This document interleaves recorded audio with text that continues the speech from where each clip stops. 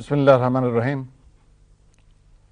رب رؤوف الرحیم کے پاک نام سے ہم آج تدریس القرآن کے سلسلے کے 17ویں سبق کا آغاز کرتے ہیں، اور پچھلے سبق میں مضارع معروف کی آیات قرآنی سے مثالوں کا جو سلسلہ شروع کیا تھا اسی کو جاری رکھتے ہوئے آج کچھ مزید مثالیں آپ کے سامنے ایسی لاتے ہیں جن میں آیات کریمہ کے اندر مضارع معروف کے مختلف صیغے موجود ہوں گے۔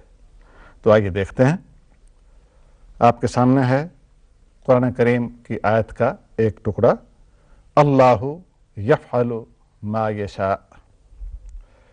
اس مثال میں دراصل دو فعل موجود ہیں، یفعل اور یشاء، اور دونوں ہی فعل مضارع ہیں، دونوں ہی غائب کا پہلا صیغہ، یفعل بھی غائب کا پہلا صیغہ ہے اور یشاء بھی غائب کا پہلا صیغہ ہے۔ فعل اس نے کیا، یفعل وہ کرتا ہے، اللہ یفعل اللہ کرتا ہے، ما وہ کچھ جو یشاء وہ چاہتا ہے۔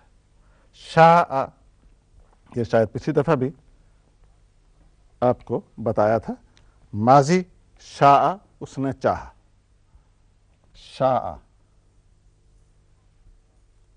اس نے چاہا، اور یشاء وہ چاہتا ہے۔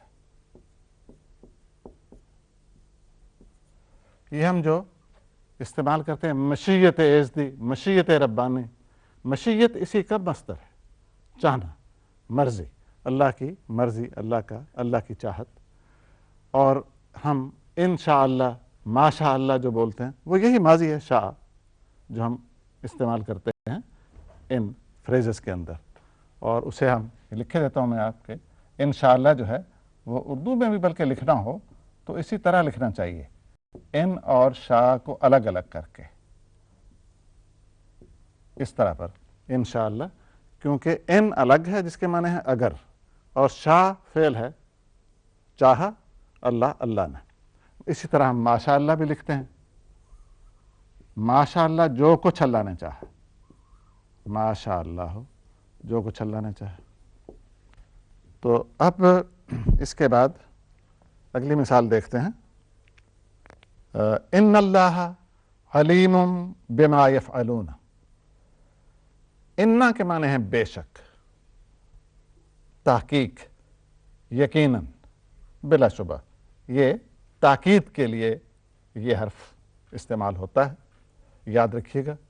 ایسے اور حرف بھی آئیں گے لیکن یہ حرف پہلے بھی ایک آدھ دفعہ استعمال ہوا ہے اور قرآن پاک میں بکثرت استعمال ہوتا ہے، اس لیے اس کو ذہن نشین کر لیجیے۔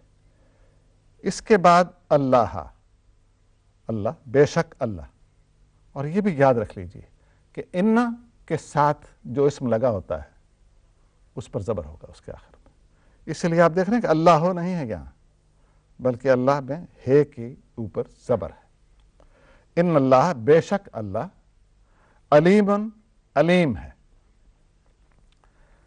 علیم جاننے والا، علم جاننا، اور اس سے یہ صفت ہے۔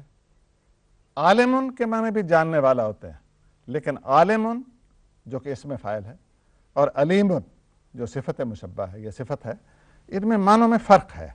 عالم جاننے والا، لیکن علیم کے معنی ہیں جس میں علم کی صفت پختہ، دائمی، ابدی